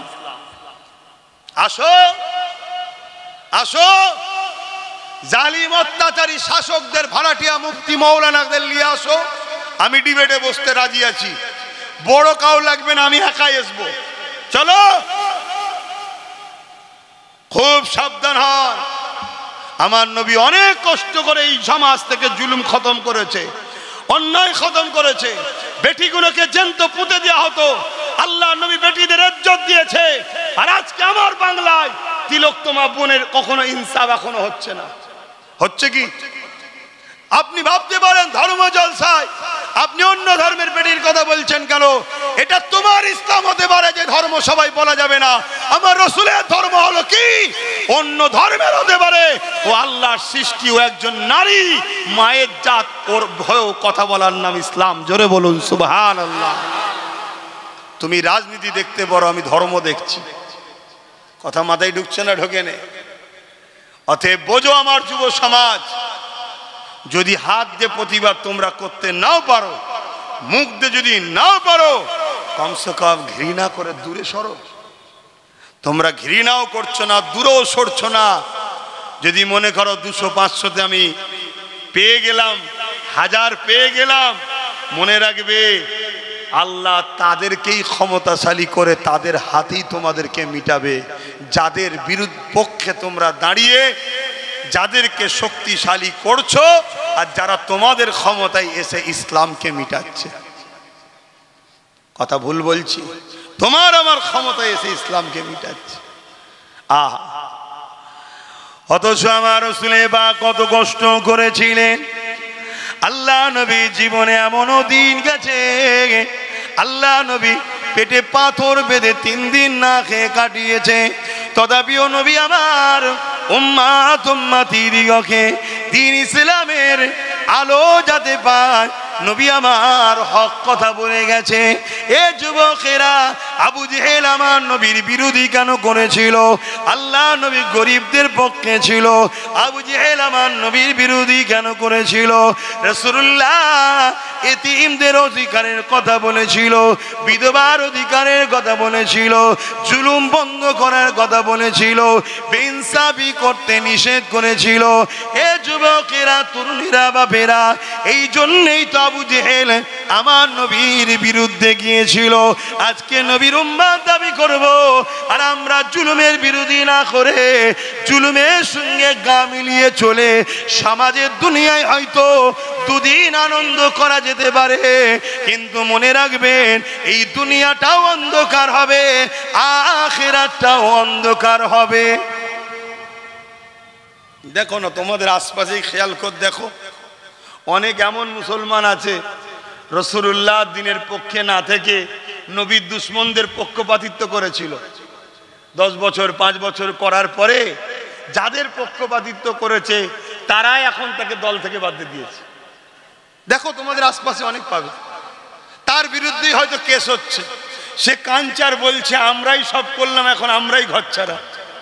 শুনছেন না শোনেন না? আব্বাস সিদ্দিকীর ওপরে জুলুম হলে আব্বাস সিদ্দিকীর দুঃখ হবে না তো? কেন? আমরা তো জানি আমাদের ইমাম হোসাইনের ওপরে জুলুম হয়েছে, আমরা তো মেনে নিয়েছি, আমরা হোসাইনি থাকতে রাজি, তাতে জুলুমের পাহাড় আমাদের উপরে হোক, আমরা ইরাদা করে নিয়েছি আমরা জুলুমের পাহাড় সহ্য করব, হোসাইন হুজুরকে ছাড়বো না। জোরে বলুন সুবহানাল্লাহ। কিন্তু যারা এজিদের সাথে থেকে জুলুম সহ্য করতে পারছে না, এজিদেরই হাতে, তাদের তো বড় দুঃখ হবে নাকি? একটা গাছ লাগালাম আমি, জনগণ ওই গাছের ফল খেয়ে মরবে এই ইরাদায়, কিন্তু আমার ছেলেই যদি ওই গাছের ফল খেয়ে মরে, এর চেয়ে দুঃখ বেশি হবে না কম হবে? জনগণ মরলে তো দুঃখ নাই, কেন? আমি তো জনগণকে মারার জন্যই লাগিয়েছিলাম। তা আমরা সবাই মিলে গাছটা তৈরি করলাম, এখন সেই গাছই এখন আমাদের ঘরেই ছেঁটে দিচ্ছে। কথা মাথায় ঢুকছে? কেন ছেঁটে দিচ্ছে বুঝতে পারছেন না? আর প্রয়োজন নেই, যা সাজাবার সাজিয়ে নিয়েছে। এখনো সময় আছে, ওয়াকাফকে বাঁচাবার জন্য আমাদের ঘরে সংগঠিত হতে হবে। আগামী দিন, আগামীকাল, কি বললাম, গোপালপুর মোড়ে আপনাদের সবাইকে দাওয়াত দিলাম। পাশাপাশি আশা রাখবো আপনারা সবাই কাঁধে কাঁধ মিলিয়ে যাবেন। বেঁচে থাকলে নিজের অধিকার, নিজের ধর্মীয় স্বাধীনতা যদি নিয়ে বেঁচে থাকতে পারেন, আর ইনকাম অনেক করতে পারবেন। আল্লাহ চাইলে অল্পতেই অনেক বরকত হয়ে যাবে, আর আল্লাহ যদি না চায় লুটে পিটে হয়তো অনেক কোটি করবেন, আর লাস্টে এমন জেলে ঢুকবেন সব সম্পদ শেষ হয়ে যাবে। এই আশপাশে হয়েছে না হয়নি? আরে একটু এলাকা বড় হলো, হচ্ছে না হয়নি? হ্যাঁ, অতএব আল্লাহর উপরে ভরসা করে থাকবেন, আল্লাহর পক্ষে থাকবেন, দয়ার নবীর দেখানো রাস্তায় চলবেন। আল্লাহ কোরআনের মধ্যে জানাচ্ছেন, লাকাদ কানা লাকুম ফি রাসূলিল্লাহি উসওয়াতুন হাসানা। আমি আমার হাবিবকে সবথেকে উত্তম মডেল করে পাঠিয়েছি। জোরে বলুন সুবহানাল্লাহ। আমাদের সমাজনীতি, আমাদের ধর্মনীতি, আমাদের প্রতিবেশী নীতি, আমাদের সংসার নীতি, আমাদের রাষ্ট্রনীতি, আমাদের রাজনীতি, আমাদের এডুকেশন নীতি, আমাদের অর্থনীতি, সমস্ত কিছু মুহাম্মদ রসুলকে ফলো করে করতে হবে। মুহাম্মদ রসুল ছাড়া অন্য কাউকে ফলো করে করাই হলো হারাম। শুনছেন তো নাকি? আর আমার নবী এত সুন্দরভাবে আমাদের শিখিয়ে দিয়েছে, আমরা আরবে থাকলে কিভাবে থাকবো সে নীতি যেমন শিখিয়েছে। আমরা সর্বধর্মের দেশ, সম্প্রীতির দেশ, গণতান্ত্রিক দেশ ভারতবর্ষে থাকলে এখানেও কিভাবে থাকবো ওটাও আমার রসুল পাক আমাদেরকে শিখিয়েছে। জোরে বলুন সুবহানাল্লাহ। মনে রাখবেন, আমার নবীর মতো পৃথিবীতে কেউ আসেনি আর আসবে না। অতএব সেই নবী পাক সাল্লাল্লাহু আলাইহি সাল্লামের আদর্শ শিক্ষা দেওয়া হয় মাদ্রাসায়। তাই মাদ্রাসাকে সন্ত্রাসরা বড় ভয় করে। কেন মাদ্রাসা থাকলে দেশ প্রেমিক বেরোবে, মাদ্রাসা থাকলে গরিব প্রেমিক বেরোবে, মাদ্রাসা থাকলে আব্বাস সিদ্দিকী বেরোবে। যে আব্বাস সিদ্দিকী চোরকে চোর বলবে, ডাকাতকে ডাকাত বলবে, খুনিকে খুনি বলবে, মুনাফেককে মুনাফেক বলবে, দেশদ্রোহীকে দেশদ্রোহী বলবে, সে যদি দেশের মাথাতেও বসে থাকে দেশের সাথে গাদ্দারি করলে তাকেও বলবে গাদ্দার। এটা মাদ্রাসা থেকে বেরোয়। শুনছেন না শোনেন? তাই যারা এই মাইন্ডের লোক, আমি চুরি করব আমার বিরুদ্ধে কেউ না বলে, আমি গাদ্দারি করব আমার বিরুদ্ধে কেউ না বলে, আমি দেশকে শেষ করে দেবো আমার বিরুদ্ধে কেউ না বলে, আমি নারীদের অধিকার হরণ করব আমার বিরুদ্ধে কেউ না বলে, আমি নারীদের ইজ্জত নিয়ে খেলা করব আমার বিরুদ্ধে কেউ না বলে, এই মাইন্ডে যারা আছে তারা কোনোদিন চাই না মাদ্রাসা থাক। শুনছেন না শোনেন? কিন্তু তারা দেখছে আমরা তো চাইলে শুধু হবে না। ভাই অসুবিধা হচ্ছে? আমরা তো চাইলে শুধু হবে না, আমাদের ঘরে খেয়াল রাখতে হবে মাদ্রাসা থাক। এই দাবিতে একটা শক্তি না উঠতে পারে। তাই এক কাজ করো, মুসলমানদের মধ্যে থেকে খোঁজো কে আছে যার কাছে মসজিদ আগে নয় অর্থ আগে, মাদ্রাসা আগে নয় অর্থ আগে, পরিবার আগে নয় অর্থ আগে, ইসলাম আগে নয় অর্থ আগে। এরকম মুনাফেক মুসলমানদের ঘরে অর্থ দাও, প্রশাসনিক সহযোগিতা দাও, বোম দাও, বন্দুক দাও, মুসলিম এলাকা থেকে তাদেরকে নেতা বানাও, তারা থাকবে। আমাদের লোক মুসলমান যখন মাথা চারা দেবে ওদের দ্বারাই মুসলমানকে দমিয়ে আমরা রাখবো। এই পরিকল্পনা পুরো দেশ জুড়ে, পুরো পৃথিবী জুড়ে যুগ যুগ ধরে চলে আসছে, আজও চলছে। আর এই কথা যখনই আমি বলবো, এই সকল মুনাফেক গাদ্দার মার্কা যারা ওই বেঈমানদের সাথী আছে তারা তখন আমাদেরকে গালিগালাজ করবে, আমাদেরকে ছোট বড় কথা বলবে, আমাদের আশাতে তারা আপত্তি করবে, আমাদের গিয়ে বিভিন্ন রকম খিল্লি করবে, আমাদের নিয়ে বলবে এরা ধর্ম কারবার ব্যবসায়ী। শুনছেন তো নাকি? শুনছেন না শোনেন? এসব কথা বলবে। খুব সাবধান হন। এ জাতির কাছে আমি আবার বলে যাচ্ছি, যদি আপনাদের বিশ্বাস হয় দুনিয়ার কোনো শক্তি আপনাদেরকে বাঁচাবে, তাহলে আব্বাস সিদ্দিকী এতক্ষণ যা আলোচনা করেছে সবই ভুল। আর যদি মনে হয় যে আল্লাহর রহমত ছাড়া আমরা বাঁচতে পারবো না, এ ঈমান যদি আপনাদের থাকে, তাহলে আল্লাহর রহমত হলো মুহাম্মদুর রাসূল সাল্লাল্লাহু আলাইহি সাল্লাম। সেই নবীর আদর্শকে মজবুত করে ধরুন। সেই নবী বলছেন, তোমরা যদি আমাকে মানো, আমি নবী তোমাদের কাছে তিনটে জিনিস রেখে যাচ্ছি। কটা? একটু আঙুল তুলে দেখাবেন না? জোরে বলুন না। তিনটে। নাম্বার 1 কিতাবুল্লাহ, নাম্বার 2 আমি যা করেছি আমার সুন্নাত, নাম্বার 3 আমার আহাল, আমার পরিবার। জোরে বলুন সুবহানাল্লাহ। আল্লাহর নবী তাই বললেন, এ আমার মাননেওয়ালারা, দাড়ি দেখে টুপি দেখে অনেক লোক থাকবে তোমাদেরকে ধোঁকা দিয়ে দেবে, তাই আমি রসুল তোমাদেরকে বলে যাই, তোমরা কোরাইশের নেতৃত্ব মানবে। কার নেতৃত্ব? জোরে বলো। ধর্মের লিডার কি হবে? কোরাইশ। সমাজের লিডার কি হবে? কোরাইশ। রাজনীতির মুসলমানদের লিডার কি হবে? কোরাইশ। তার পিছনে কোটি কোটি সবাই থাকতে পারে, সেটা আলাদা। মেন যে নেতৃত্বটা দেবে, মেন মাথা, সে যেন কোরাইশ হয়। বলো মুসলমান, আমরা কোরাইশ ধর্মতে নাই, দাদা হুজুরকে মেনেছি কোরাইশ, আলহামদুলিল্লাহ। তার আওলাদদেরকে এখন আমরা মানেন তো নাই, আলহামদুলিল্লাহ, তারা কোরাইশ ঠিকই আছে। কিন্তু বাকি ক্ষেত্রে আমাদের নেতা কি কোরাইশ আছে? তাহলে আমরা ঠকছি না? ঠকছি না কেন? আমরা রসুলের কথা মানিনি। তাই আসুন, আল্লাহ আমাদেরকে যখন সুযোগ দিয়েছে, ছিল না আলাদা কথা, কেউ যখন বুঝেছে, রাজি হয়েছে, আমাদের উচিত হবে কোরাইশ বংশের সম্মান মর্যাদা নবী দিতে বলেছে, তার সাথ দিয়া ইমানদার মুসলমানের দায়িত্ব আছে না নাই? এটা মাথায় রাখো। যত দিন যাচ্ছে আমরা আগাচ্ছি না পিছোচ্ছি? জোরে বলুন। যত দিন যাচ্ছে শিক্ষাতে আগাচ্ছি না পিছোচ্ছি? কাজ কারবারে আগাচ্ছি না পিছোচ্ছি? নিরাপত্তায় আগাচ্ছি না পিছোচ্ছি, কি বলে প্রশাসনিক জুলুমে থেকে রেহাই পাচ্ছি না, জুলুম বাড়ছে। যত দিন যাচ্ছে সবই তো আমাদের উপরে বেড়েই যাচ্ছে। অতএব মন স্থির করো, এত বছর ধরে তো জুলুম সহ্যই করলাম, যা হয় হবে। আমরা আমাদের একটা ভাগ বুঝে নেব কোরাইশ নেতাকে সামনে রেখে। রাজি আছেন না? নাই? আমি যদি আগামী দিন ডাকি বিড়ি কেটে, আমিও কোরাইশ বংশের ছেলে, ডাকলে আপনারা খরচ করে আমার ডাকে সাড়া দিতে পারবেন? এটাই তো নেতৃত্ব মানা, পারবেন? আলহামদুলিল্লাহ, আল্লাহ কবুল করে বোন, আল্লাহুম্মা আমিন। আমি পুরো বাংলায় ঘুরে ঘুরে দেখছি, হাত তুলছি। যদি যারা হাত তুলছে, হাত যদি সত্য হয়, আল্লাহকে সাক্ষী রেখে বলছি, ও ব্রিকেট একদম ছোট একটুখানি হয়ে যাবে, ওরকম আরো অনেক কটা লাগবে। আমি যেখানে যাচ্ছি মানুষ যেভাবে সাথ দিচ্ছে, তা আপনাদের হাতটাও সত্য তো নাকি যারা তুলেছেন? আশা রাখছি সব জায়গার মানুষ যে হাত তুলছে সত্য। আল্লাহ কবুল করে বোন, আল্লাহুম্মা আমিন।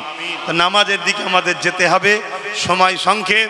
এসেছি গুটি কতক কথা এলোমেলো ভাবে বললাম, কেউ কষ্ট পেলেন? কোরআন হাদিসের বাইরে কোনো কথা বলেছি? দেখবেন হয়তো কাল আমার সমালোচনা অনেকে করতে পারে, করবে, অসম্ভব কিছু নয়। কিন্তু মনে রাখবেন, সে হলো মুনাফেক। সে কে? মুনাফেক। কেন? কোরআন হাদিসের পক্ষে বলাতে কোনো মুসলমানের যদি কষ্ট হয়, জানতে হবে সে মুনাফেক। ঠিক না বে ঠিক গো? আজ আমার মসজিদ চলে যাচ্ছে, ওই মুসলমানদের মুখে কথা নাই। মাদ্রাসা, কবরস্থান, ঈদগাহ চলে যাচ্ছে, ওর মুখে কথা নাই। কি বলছে? আরে কি বলবো, কেন? আমাদের তো রাজ্য সরকার বলেছে বাংলায় হবে না, বলেছে না? বলে না? ওই জন্য আমরা বলিনি। কি বলেছে? যতদিন আমি আছি ততদিন হবে না, তাই তো নাকি? কালকে যদি মরে যাই, এই মরণ হতে পারে না? পারে না? আমি তার মরণের দিকে তাকিয়ে নাই, কিন্তু মরণ হবে না? হবে না? তাহলে তারপরে হবে তো। আইন যখন হয়ে যাবে, আজ নয় 10 বছর পরেও তো হবে। তাহলে এখন আইন হয়ে গেছে, এটাকে বন্ধ করার রাস্তা সুপ্রিম কোর্টে চলছে। অতএব সেখানে লড়াইয়ের দরকার আছে না নাই? দ্বিতীয় নম্বর কথা, ইনি যদি সত্যিকারের এর বিরোধী হতো, তাহলে সুপ্রিম কোর্টে তো কেস করতো। তিলোত্তমাকে যারা ধর্ষণ করেছে তাদেরকে বাঁচাবার জন্য কেস করছে, উকিল লাগিয়েছে। জানেন না? জানেন না? হ্যাঁ। আর এত বড় একটা ইস্যু, পুরো মুসলমানদের অস্তিত্ব মিটে যাবে, সেখানে একটা কেস করেছে। দ্বিতীয় নম্বর কথা, বিধানসভাতে নিন্দা বিল পাস করেছে, রেজুলেশন করেছে? করেনি। 3 নম্বর কথা, শুধু বলতে পারত যে আপনারা এখানকার ব্যাপার নয়, দিল্লিতে গিয়ে আন্দোলন করলে হয় না, এখানে কেন আপনারা আন্দোলন করছেন? আর যদি করতে হয় মাঠে ঘাটে করবেন, রাস্তাটা অবরোধ করবেন না, আমি আপনাদের কাছে সহযোগিতা চাইছি, ভদ্রভাবে বললে হতো না? কিন্তু সেখানে কি বলেছে? হক কথা ফক করে বেরোয়। রাগ রয়েছে আমাদের উপরে, বেরিয়ে পড়েছে কি, যদি বাংলায় কেউ আকাবলে গুলোগুলি করে, তার সব থেকে বড় দুশ্মন আমি হব। বলেছে না? বলেনি? তাই আমি মনে করি এই রাজ্য সরকারের এই কথা চ্যালেঞ্জ প্রত্যেকটা ইমানদার মুসলমান অলরেডি লেলিয়েছে। কি লিয়েছে না লাইনে? আমরাও বলছি আজকে, আমার ওয়াকফের বিরুদ্ধে যারা, তারা আমাদের শত্রু। অতএব যারা আমার ওয়াকফ আন্দোলনকে রুখতে চাইবে, তারাও শত্রু।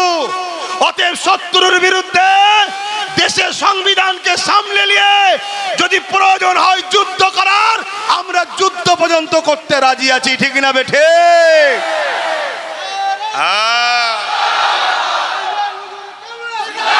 এবারে যদি কোনো পাওয়ার, কোন ক্ষমতা, কোন শাসক যদি মনে করে তুমি যুদ্ধ করবে, তোমার হাতে তো অস্ত্র নেই, আমার হাতে অস্ত্র লাগবে না, আমার জন্য সংবিধান রয়েছে, আছে না? নাই? তুমি যুদ্ধ করবে, তোমার পাশে তো পুলিশ নাই, আমার পুলিশ লাগবে না, আমার জন্য সংবিধান আছে। তবে মনে রাখবে, সব পুলিশ তোমার সাথেও নাই। অনেক পুলিশ আছে যারা সংবিধান প্রেমিক, তারা কিন্তু মজলুমদের সাথেই আছে। ঠিক না বেঠিক? হ্যাঁ। কিন্তু শত শেষ কথা, আমাদের সঙ্গে আমাদের আল্লাহ আছে। জোরে বলুন সুবহানাল্লাহ। তাহলে আমরা আমার মাদ্রাসার জন্য কথা বলতে পারবো না এখানে, মসজিদের জন্য কথা বলতে পারবো না এখানে, আমার কবরস্থানের জন্য কথা বললে সবচেয়ে বড় দুশ্মন হবে রাজ্য সরকার। তাহলে বলুন, এ সরকার আমাদের বন্ধু তো নাকি? জোরে বলেন। তাহলে এত বড় কথা বলার পরে কোনো মুসলিম এমএলএ এমপি বা মুসলিম কোনো নেতা কাতা দল ছেড়েছে? তাহলে এদের ঘরে যারা মুসলমান আছে, এইগুলোকে আমরা মুসলমান মনে করলে আমরা ঠকবো না? যে এই তো আমাদের মুসলমান এমএলএ, এই তো আমাদের মুসলমান এমপি, এই তো আমাদের মুসলমান প্রধান। হ্যাঁ, তুই যদি সত্যি মুসলমান হতিস, তুই তো দলটা ছেড়ে দিয়েছিস। চলো, আমার কাছে দল আগে না, আমার কাছে আল্লাহ রসুল আগে।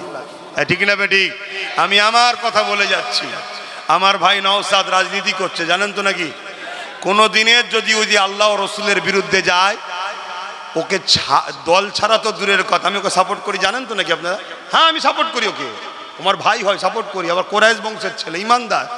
যদি কোনোদিন ও ইসলাম ও কোরআনের বিরুদ্ধে যায়, তাহলে মনে রাখবেন, ওর বিরুদ্ধে সব থেকে যদি বেশি কেউ লড়াই করে, তার নাম আব্বাস সিদ্দিকী, নোট করে রাখেন।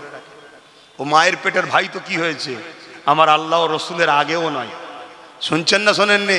তাহলে সেই জায়গায় আজকে একটা এত বড় কথা বললো। এবারে কেউ যদি বলে যে না, ওটা মিস্টেক হয়ে গেছে, মিস্টেক যখন হয়ে গেছে তাহলে বাইর দিয়ে বলুন আমার ওটা ভুল হয়েছে, তোমরা কিছু মনে করোনি। যেমন বুদ্ধদেব বলেছিল মাদ্রাসায় জঙ্গি তৈরি হয়, পরে আবার বলেছিল আমার ভুল হয়ে গেছে। কি বলেছে না বলেন? কিন্তু একটা কথা বলেছিল মাদ্রাসায় জঙ্গি তৈরি হয়, মুসলমান আলেম ওলামা মুসলমানরা মনে মনে ভেবে নিয়েছিল মাদ্রাসাকে যে জঙ্গি বলে সে আমাদের আর নয়। ঠিক না বে ঠিক? আমার বিশ্বাসে বাংলায় যদি ইমানদার থাকে, যতগুলো ইমানদার আছে, আলেম ওলামা পীর পীরজাদা সাধারণ লোক, মা বোন বাপ ভাই, সব মনে মনে ঠিক করে নিয়েছে, ও তোমার জন্য মারপিট করবো আমরা, তোমার জন্য কেস খাবো আমরা, তোমার জন্য মরবো আমরা, আর তুমি বলবে বিজেপিকে রুখতে আমায় সাথ দে, তোমায় সাথ দেবো আমরা। গুজে গুজে খাইয়ে 130টা দিয়েছি, 230টা তোমায় দিয়েছি। আর যখন মসজিদের জন্য কথা বলতে যাব, তাও কেন্দ্রের বিরুদ্ধে। আমার তো মাথায় ঢোকে নেই, ওর বিরুদ্ধে বললে এর কষ্ট হয় কেন? কত ভালোবাসা, বুঝতে পারছেন তো? হ্যাঁ, তা সেই জায়গায় তখন তোমার বুকে ব্যথা হয় না? তা মনে মনে সব ইরাদা ঠিক আছে না নাই? কিন্তু এরপরও বলবো, যদি কেউ বুঝায় যে ওরকম করিস নি রে, বিজেপি চলে আসবে, জানবেন সে হলো সব থেকে বড় বিজেপির এজেন্ট, সব থেকে বড় বিজেপির এজেন্ট। যদি বলেন কেন? এখনো আমরা 100 জন আছি, এখনো আমরা 100 জন আছি, আমাদের সঙ্গে লড়াই ডাইরেক্ট করার ক্ষমতা বিজেপির নাই। চ্যালেঞ্জের সাথে বলছি, নাই। শুনছেন না শোনেন নে? ও পারবে না। ও তাই কি করছে? আমাদের সেজে, আমাদের দরদি সেজে সেকুলারের নামে ঘুমটা অলিকে ঢুকিয়েছে। তার দ্বারা নিজেদের মধ্যেই মারপিট করিয়ে করিয়ে কেস খাইয়ে আর খাইয়ে আমাদের 100 থেকে 40% নিয়ে আসতে চাইছে, 60টাকে মেরে দিতে চাইছে। তারপরে দেখবেন অলরেডি ও আসবে, তখন আমরা দুর্বল। কথা মাথায় ঢুকছে না? ঢোকে নে?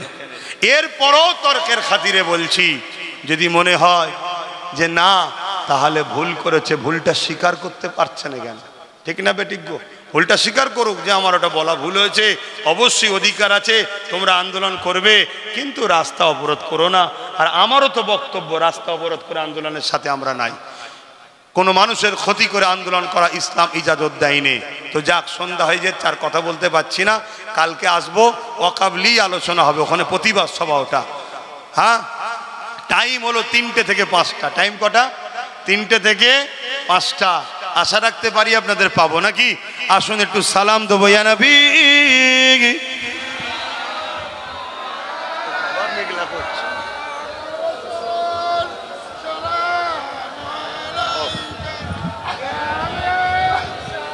থাক,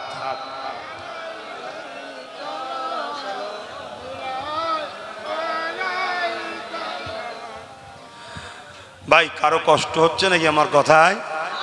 আচ্ছা, আপনার যদি দুনিয়ার কাউকে ভালো লাগে, তার বিরুদ্ধে বললে যদি আপনার কষ্ট হয়, তা আমার আল্লাহ, আল্লাহ রসুলের বিরুদ্ধে যারা বলবে, আমার কষ্ট হবে না?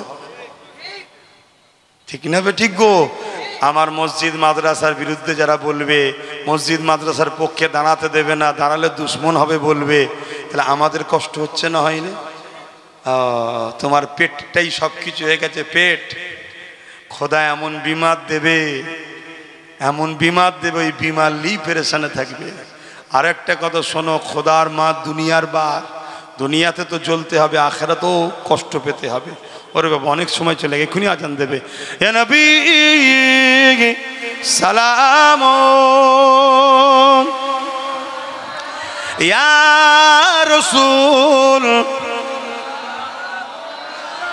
ইয়া হাবিব সালাম, সালাওয়াতুল্লাহ। কঠিন হাসরের দিনে কি আছে মোদের কপালে,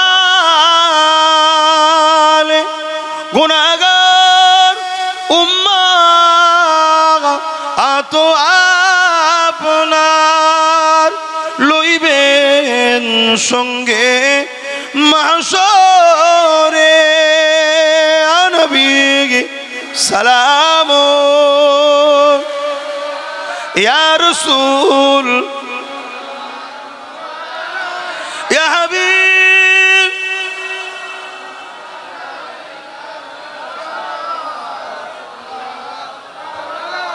সকলে গায়ে গায়ে বসুন, সময় নেই ভাই, সকলে গায়ে গায়ে বসুন। আচ্ছা আচ্ছা, বাপজান আমার, প্রতি শুক্রবার দিন ঘরে থাকি, শুনছেন?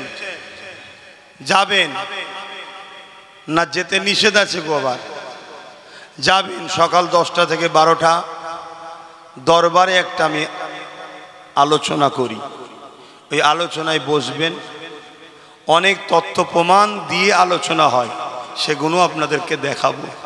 কি ভয়ানক প্ল্যান যে আপনাদের পিছনে তৈরি হচ্ছে, আপনারা ভাবতে পারছেন না। এই গত 3 দিন আগে একটা জায়গাকে বোলডুজার দিয়ে ভেঙে পুরো শেষ করে দেওয়া হলো ভারতবর্ষে। 50 বছর ধরে তারা বসবাস করছে সেই এলাকায়, আনলিগেল বলে। 50 বছরে বসবাস করা, তিল তিল করে ঘরবাড়ি তৈরি করেছে, তাদেরকে ভেঙে শেষ করে দিল প্রশাসন দিয়ে, শুনছেন?